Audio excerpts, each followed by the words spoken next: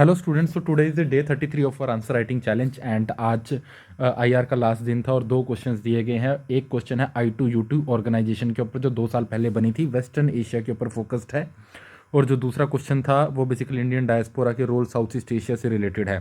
सो अब हम देखेंगे इन दोनों क्वेश्चंस की इंटरप्रिटेशन क्या है, क्या अप्रोच रहेगी और किस तरह से लिमिटेड वर्ड्स के अंदर आपको इतना ज़्यादा कंटेंट फिट करना है। सो फर्स्ट क्वेश्चन आता है कि how will out I2U2 grouping will transform India position in the global politics. ठीक है, तो ये क्वेश्चन की बहुत ही सीधी इंटरप्रिटेशन है, वन लाइनर है। इसके ऊपर आपको कंटेंट भी बहुत अच्छा मिलेगा। तो बस इसके अंदर गेम यही है कि आपको maximum to maximum pointer within limited words present करने हैं। तो ये क्वेश्चन उस साल के करंट के अंदर था और क्वेश्चन कह रहा है कि जो I2U2 ऑर्गेनाइजेशन बनी है वो इंडिया की पोजीशन ग्लोबल पॉलिटिक्स के अंदर ट्रांसफॉर्म करेगी।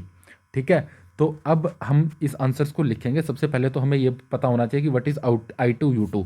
तो हमारी जो इंट्रोडक्शन होगी वही 3 लाइन्स की होगी और सबसे बेस्ट ये है कि अगर हम I2U2 को डिफाइन कर पाएँ कि वो है क्या चीज़।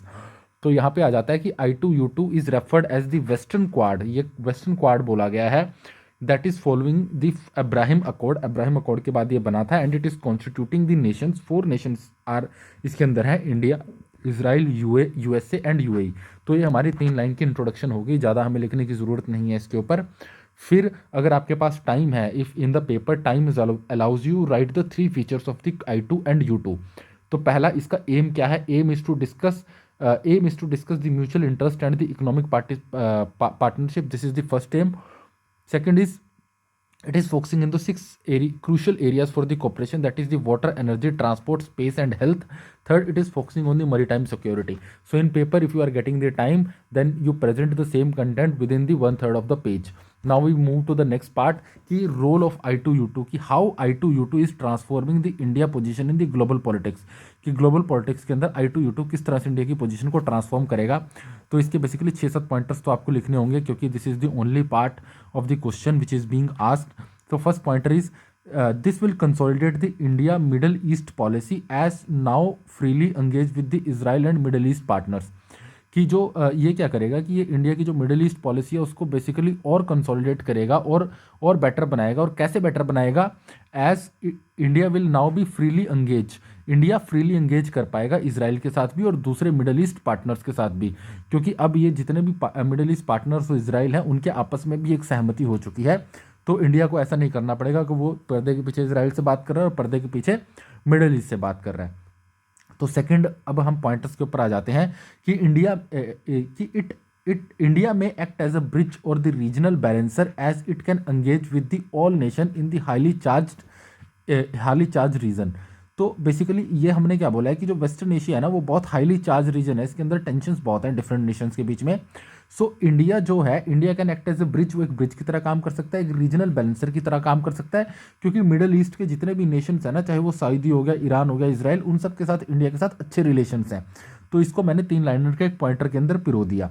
Now we come to the third इसका हेडिंग क्या है, थर्ड पॉइंट क्या है कि it will secure the strategic interest as of India as UAE is the top oil exporter and the Israel is the military equipment exporter।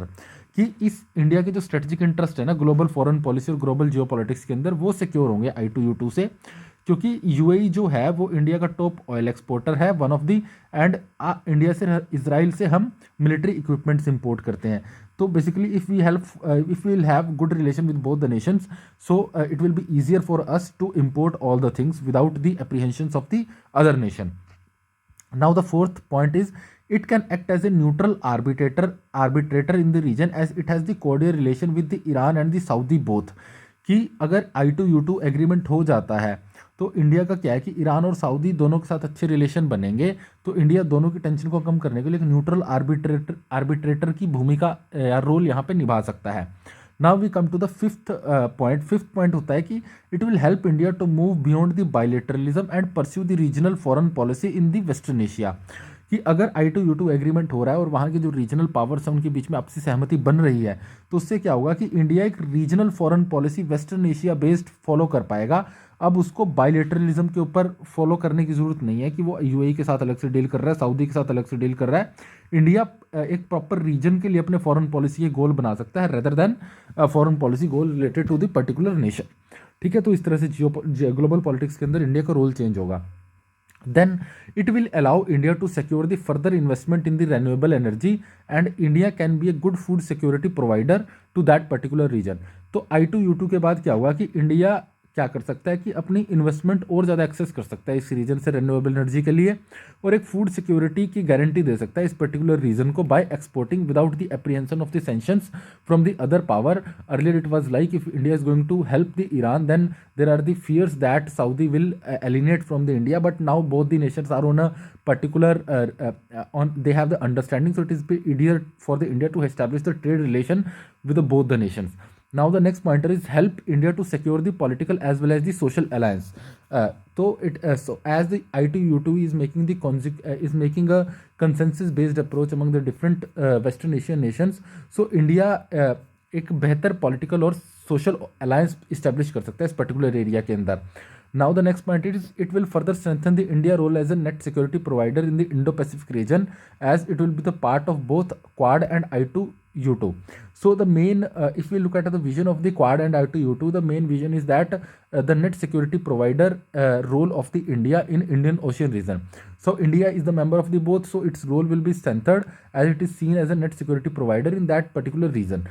तो ये एक important point हो जाएगा. फिर हम आ जाते हैं कंक्लूजन के पास, और हालांकि we have a page where we can write the 6 lines about the conclusion, but it's always remember that write 4 to 5 lines so that your time is saved and you must use the technical words while giving your conclusion. So what I wrote is India must go ahead by leveraging the dominant for example Israel technology and collaborate with the convergent huge capital infrastructure investment from the UAE for the best outcome of I2U2. कि India को क्या करना चाहिए कि India को अपनी जो अपने हेड रहना चाहिए, अपनी पोजीशन को लिवरेज करना चाहिए इजराइल की टेक्नोलॉजी को इंपोर्ट करने के लिए, और उसको यूएई से ह्यूज कैपिटल और इंफ्रास्ट्रक्चर के लिए इन्वेस्ट कराना चाहिए ताकि I2U2 के बेस्ट आउटकम हो सके इंडिया के लिए.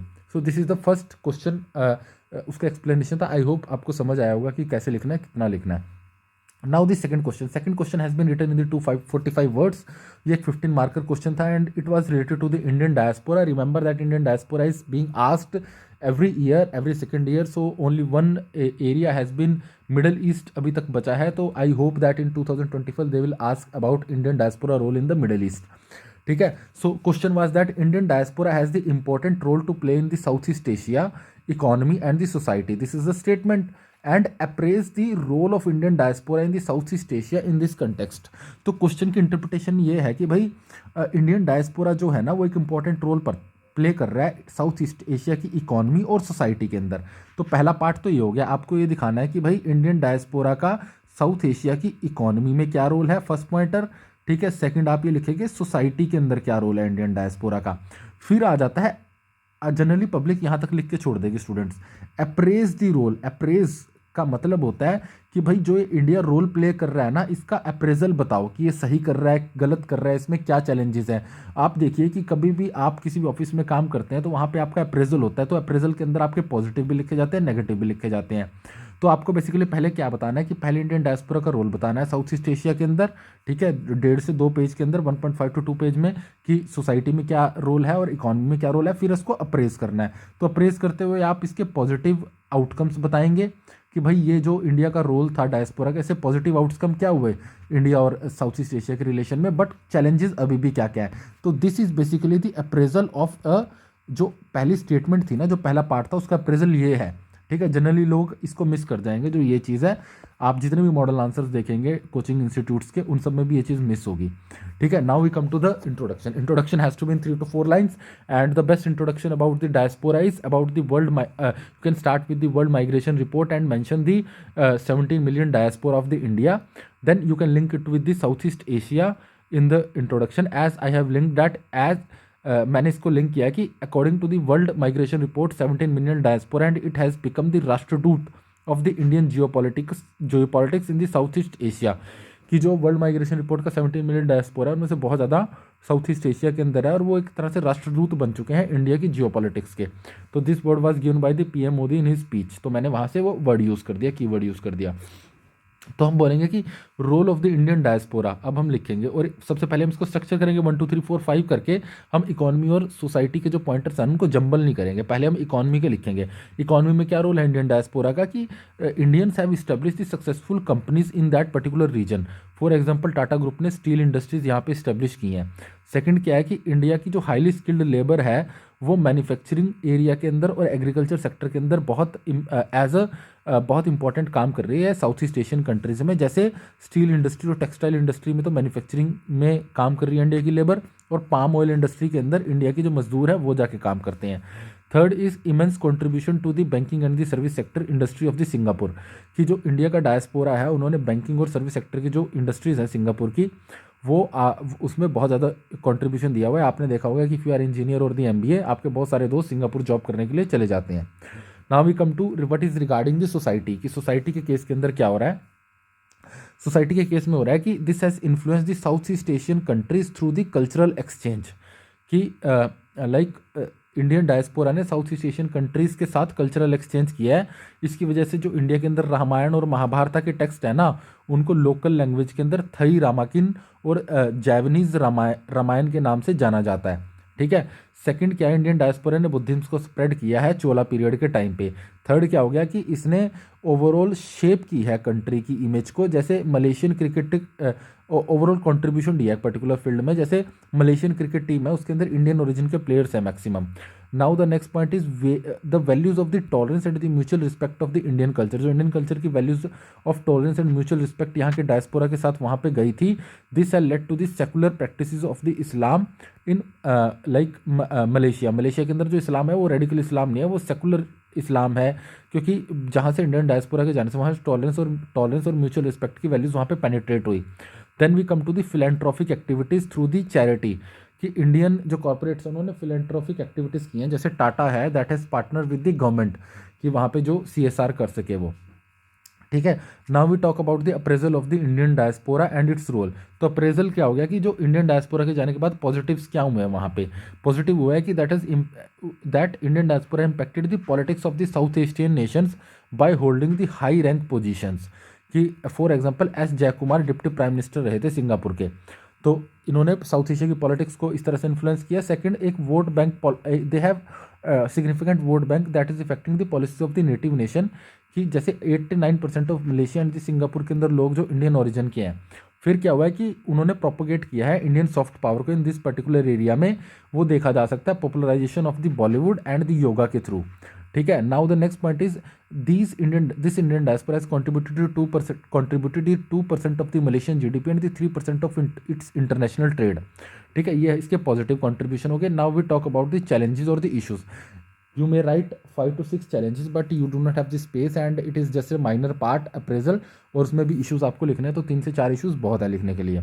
सो बट इश्यूज क्या हो जाएंगे, negligible presence in the Myanmar only 0.5%, कि ये सिर्फ 3-4 कंट्रीज तक इंडियन डायस्पोरा है, म्यांमार के अंदर ये प्रेजेंट नहीं है। Second, Indian diaspora sometimes involve in the criminal activities like the drug in the Thailand, उसके अंदर जो माफियाज हैं उसके अंदर इंडियंस काफ़ी इन्वॉल्व हैं।